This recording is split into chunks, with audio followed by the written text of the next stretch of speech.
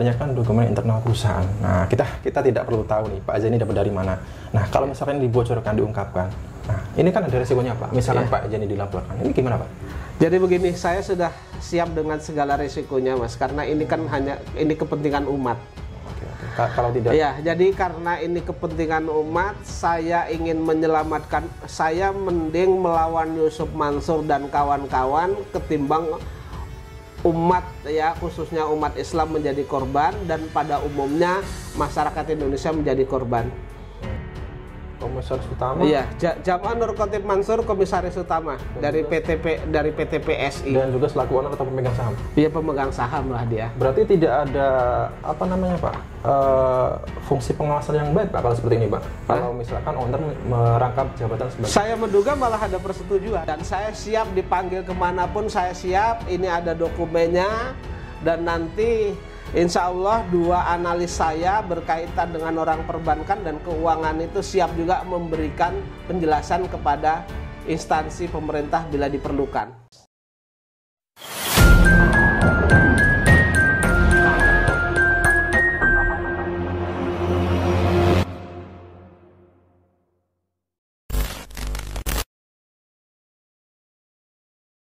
Bismillahirrahmanirrahim. Assalamualaikum warahmatullahi wabarakatuh.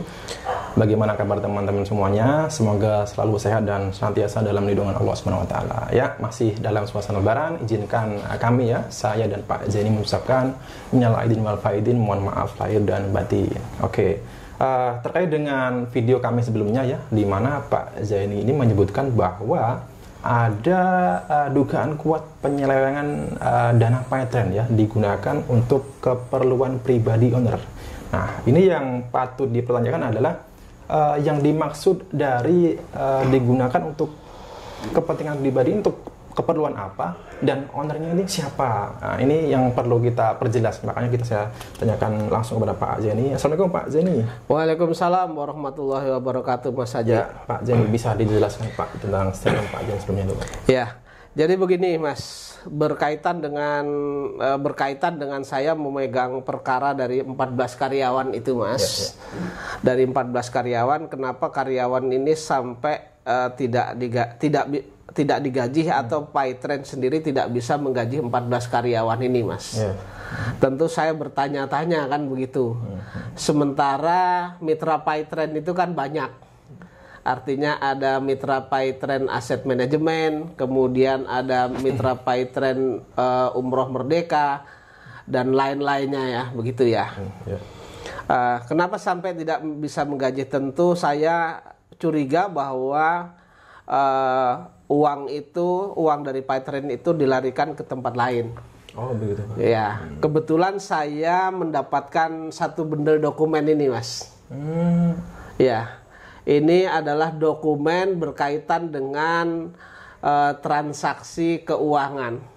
Berkaitan dengan transaksi keuangan, saya dapatkan dari seseorang. Kemudian dokumen ini saya minta ke salah satu orang yang ahlinya kompeten di bidang ini, yaitu bidang perbankan, berkaitan dengan transaksi keuangan ini. 2 orang saya minta Mas.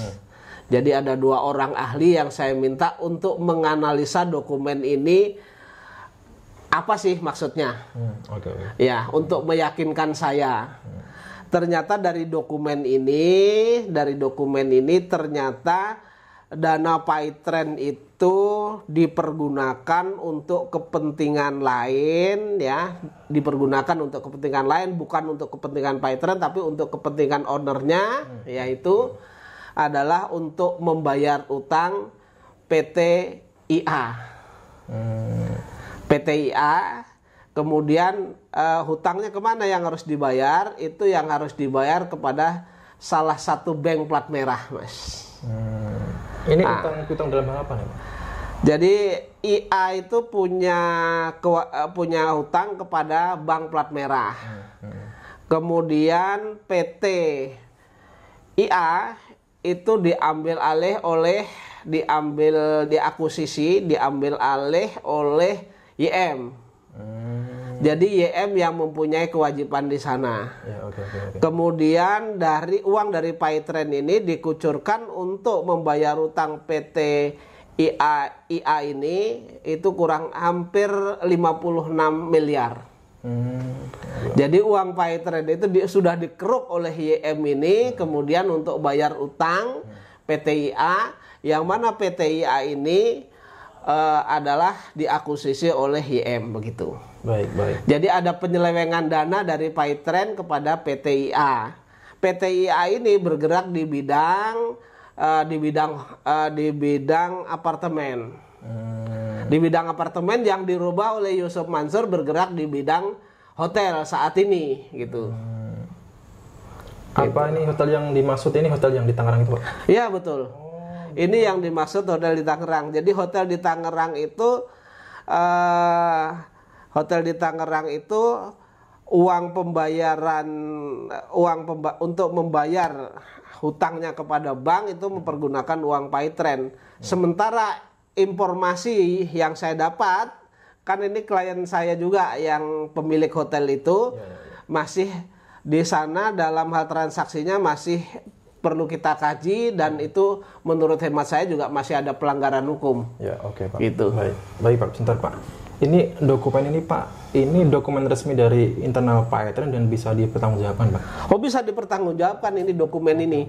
Jadi dokumen ini Mas Haji, ini bisa dipergunakan oleh PPATK, kemudian oleh Mabes Polri, kemudian oleh Kejaksaan Agung. Walaupun Kejaksaan Agung nanti ini bukan kerugian negara, tetapi saya ke Kejaksaan Agung akan meminta saran kepada mereka kalau terjadi seperti ini bagaimana begitu. Baik. Jadi dokumen ini adalah langkah awal yang bisa ditindaklanjuti dengan nanti mengaudit atau memeriksa keuangan dari PayTrade, kemudian keuangan dari PayTrade itu larinya kemana, tentu ke bank plat merah itu gitu. Baik Pak. Karena memang sangat mengherankan ya, karena kita tahu PayTrade ini sempat memiliki member itu hampir 2 juta lebih begitu. Tapi yang mengherankan itu kenapa bisa tiba-tiba kolaps dan hingga membuat bahkan karyawannya sendiri aja tidak tergaji begitu. Pak Jenny, ini kan terkait dengan tindakan penyelewengan dana, Pak, suatu perusahaan.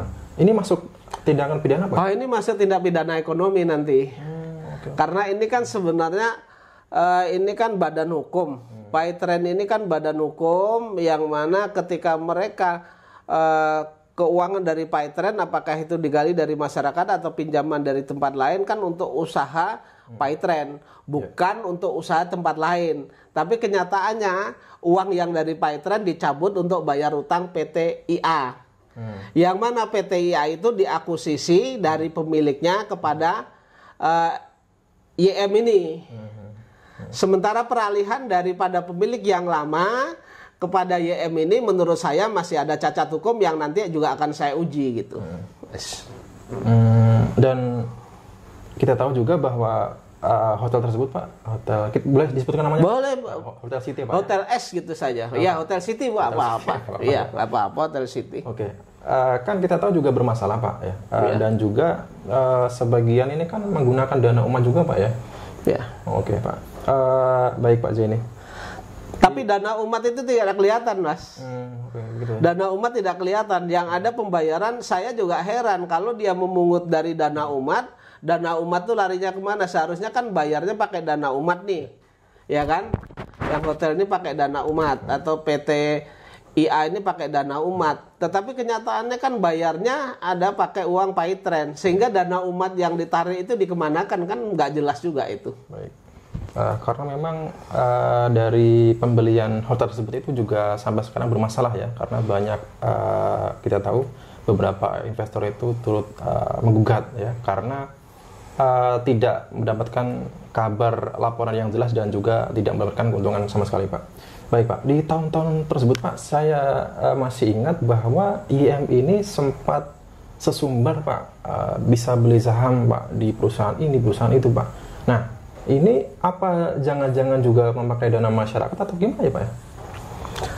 Itu sendiri dokumennya tidak berada di saya, sehingga menurut saya ya hanya puter-puter saja, Mas, itu. Maksud hanya diputer-puter saja. Kita tidak jelas apakah itu dibeli beneran atau tidak, kan kita nggak jelas. Apakah hanya flexing, kan nggak jelas itu. Oke. Pertanyaan selanjutnya, apa dana PayTrend digunakan untuk keperluan hotel tersebut ya Pak ya? Nah, ini apakah memang karena YM ini memang benar-benar pada posisi tidak punya dana, atau mungkin memang karena kesengajaan ingin mengambil dana PayTrend nih Pak ya? Menurut saya kesengajaan. Karena kan jelas di dalam anggaran dasar sesuai dengan profil yang saya ambil, saya download dari Departemen Kehakiman. Itu kan mereka tidak bergerak di bidang perhotelan. Kemudian berkaitan karena tidak bergerak di bidang perhotelan, kan mereka seharusnya tidak harus investasi ke hotel. Tetapi kenapa mereka menarik dana yang ada di PayTrend untuk kepentingan usaha lain? Dan itu pun kan nggak disebutkan kan? Iya, betul. Tidak disebutkan, tidak dipublish oleh mereka. Sehingga patut diduga ini adalah suatu unsur kesengajaan, untuk usaha lain, ya kan? Nah, kalau PayTrend ditutup nggak masalah, duitnya sudah dilarikan ke tempat lain. Dan sesuai dengan dokumen yang ada ini dan dokumen-dokumen yang saya punya, yaitu bahwa di sini tuh pembeliannya pribadi awalnya. Oh gitu. Ya. Kalau toh ada peralihan kemudian kepada PSI sebagian sahamnya itu kan dihibahkan oleh ownernya dari PayTrend itu sendiri. Jadi menurut saya di sini adalah ya sudah, dana yang di sini dikuras dilarikan ke sini. Kemudian yang di sini kan orang sulit nanti ini untuk gugat ini kan. Nah, mereka sudah dapat aset di sana. Baik. Tentunya dengan fakta yang Pak Zaini temukan ini ya, jika memang Pak Zaini membongkarnya, mengungkapkan ini, pastinya akan memicu kemarahan daripada mitra-mitra PayTrend Pak. Nah, ini untuk mitra-mitra sendiri Pak yang menanggung kerugian akibat penyelewengan dana ini. Nah, ini apa yang bisa dilakukan oleh mitra-mitra tersebut, Pak? Ya, mitra-mitra tersebut kan sebenarnya mereka punya hak untuk menagih uang mereka kembali, Mas. Dari mitra PayTrend itu ketika ini perusahaannya tidak jalan, kan mereka bisa menanyakan apa sebabnya tidak jalan dan lain sebagainya. Dan mereka bisa menarik kalau ini karena ini kesalahan daripada direkturnya, daripada komisarisnya. Tentu kan sebenarnya bisa minta pertanggungjawaban ganti rugi kepada ownernya, karena ownernya kan sebagai komisaris di sini. Jadi bisa menggugat secara perdata atau mungkin juga melaporkan secara bidang? Melaporkan juga bisa juga, karena uang mereka yang ada di PayTrend dialihkan untuk kepentingan lain oleh ownernya ini, kan begitu. Oke Pak. Yang saya tahu juga terkait dengan PayTrend ini bukan hanya ini Pak masalah yang muncul Pak. Ada juga permasalahan seperti PayTrend Umrah Merdeka. Kebetulan saya juga mempunyai data valid juga bahwa ada 7.000 lebih ya terkait dengan mitra Umrah Merdeka yang itu tidak jelas kelanjutannya begitu Pak. Dan juga Pak ada juga yang sempat melaporkan ya bahwasanya saldo mereka pada aplikasi PayTrend itu tidak bisa ditarik Pak. Nah, pertanyaan begini, karena ada klarifikasi dari pihak PayTrend bahwa itu karena ada kesalahan sistem, ada perbaikan sistem. Tapi jika memang itu karena ada faktor kesengajaan, nah itu gimana Pak dari sisi hukumnya Pak? Jadi gini, kalau itu kesalahan sistem toh yang lain bisa berjalan, betul. Oppo bisa berjalan, kemudian yang lain juga bisa berjalan. Ini karena tidak bisa ditariknya karena di sana nggak ada saldonya. Jadi emang nggak ada saldo. Ya kan mereka harus serta saldonya dulu. Ketika ditarik nanti kan menjadi tanggung jawab mengurangi saldo itu. Kalau saldonya nggak ada kan nggak bisa ditarik Mas. Kalau Mas Haji itu misalnya punya ATM, Mas Haji ATM-nya misalnya di sana saldonya tinggal 200.000, Mas Haji narik 1 juta kan nggak bisa Mas. Iya. Yang paling simpelnya seperti itulah Mas. Contoh paling gampang gitu. Ya, karena ada banyak juga yang mengatakan bahwa tidak bisa ditarik, tetapi bisanya disedekahkan gitu. Nah ini dananya sudah dialihkan, sudah dialihkan oleh ownernya ke tempat lain, bagaimana? Oke, baik. Misalkan ini teman-temannya ada salah satu netizen ya, ini mantan mitra PayTrend yang baru saja memberi komentar. saldo saya tertahan di aplikasi PayTrend, nggak bisa buat transaksi dan transfer bank. Misal saldo saya nggak bisa balik dan saya niatin buat uang taksiannya. Oke, Pak Zaini, berarti ini termasuk tindak pidana juga, Pak ya? Tidak pidana sebenarnya, itu kan hak mereka. Oke, baik. Nah, tindak pidananya yang jelas ketika uang dari PayTrend atas nama Badan Hukum PayTrend diambil untuk kepentingan pribadi, dialihkan ke tempat lain. Itu sudah penyelewengan itu. Dan termasuk tindak pidana ekonomi, tindak pidana pencucian uang. Oke. Analisa saya begitu. Oke, baik. Dan ini gampang sekali nyelidikinya karena ini kan sudah ada dokumen. Iya kan? Kemudian berkaitan dengan transaksi perbankan itu kan gampang sekali dilacaknya. BI juga punya catatan, kan begitu. Nah, dengan dokumen ini nanti tinggal diperiksa saja keuangan berkaitan dengan transaksi keuangan PayTrend itu bagaimana, terus kemudian larinya kemana, bisa diperiksa juga bank plat merah itu mereka menerima uang atau tidak. Dan jumlahnya cukup besar ini jumlahnya. Menurut informasi dari sini yang saya dapat, saya analisa kemudian ini sekitar hampir 56 miliar loh ini. Lumayan juga. Lumayan. Kalau Mas Haji mungkin dapat uang segitu nggak kerja sampai tua juga nggak apa-apa, Mas. Iya, baik. Iya kan? Oke. Nah, sementara dananya pakai dana PayTrend, kemudian atas nama pribadi dulunya. Walaupun sekarang sebagian dari saham itu sudah dihibahkan ke PSI kan begitu. Tetapi itu penyelewengan gitu loh. Baik, Pak. Di suatu perusahaan kan ada yang namanya komisaris, juga ada direktur, itu bisa dari satu, Pak. Jikalau ada keputusan untuk penggunaan dana kan pastinya akan meminta persetujuan dari direktur lain atau juga komisaris, Pak. Nah, ini kalau misalkan ini misalkan ini terjadi seperti ini, Pak. Berarti kan ada satu kesatuan yang memang bersalah di sini, Pak ya? Tentu sudah ada persetujuan dari komisaris. Komisarisnya sendiri kan JM di sini. Oh, gitu, komisaris PayTrend itu kan JM. Nah, kalau itu direkturnya mengeluarkan uang itu untuk kepentingan yang lain, mereka kan pasti dapat izin juga dari komisarisnya. Oke, Pak, maaf, Pak. Jadi JM ini posisi di PayTrend ini selain sebagai owner juga sebagai komisaris. Komisaris, sebagai komisaris. Oke. Iya, mereka sebagai komisaris. Oh iya. Iya. Baik, Pak. Terakhir, ini Pak, dokumennya ada, Mas. Ada, Pak. Iya. Jadi dokumennya di sini menyebutkan direktur, kemudian direktur Komisaris utama. Iya, Jam'an Nur Khatib Mansur, komisaris utama dari PT PSI. Dan juga selaku owner atau pemegang saham. Iya, pemegang saham lah dia. Berarti tidak ada Pak? Fungsi pengawasan yang baik, Pak, kalau seperti ini, Pak. Kalau misalkan owner merangkap jabatan sebagai. Saya menduga malah ada persetujuan. Di sini ada pemegang sahamnya.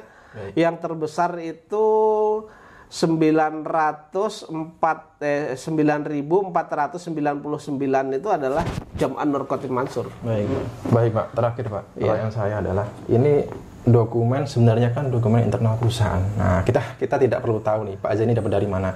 Nah, kalau misalkan dibocorkan, diungkapkan, nah ini kan ada resikonya, Pak. Misalkan Pak Zaini dilaporkan, ini gimana, Pak?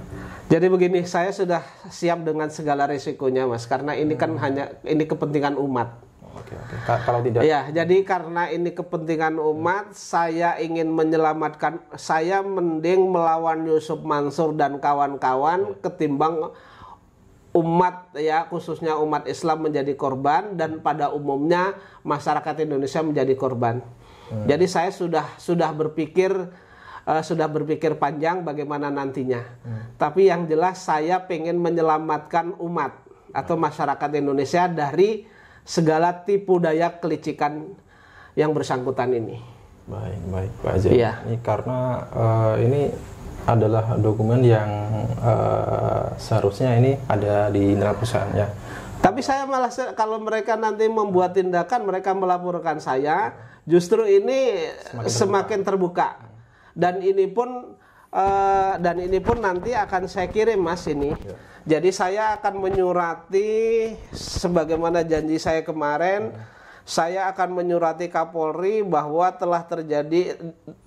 diduga telah terjadi tindak pidana ekonomi, yaitu tindak pidana pencucian uang berkaitan dengan ini kepada Mabes Polri. Baik. Ya kan?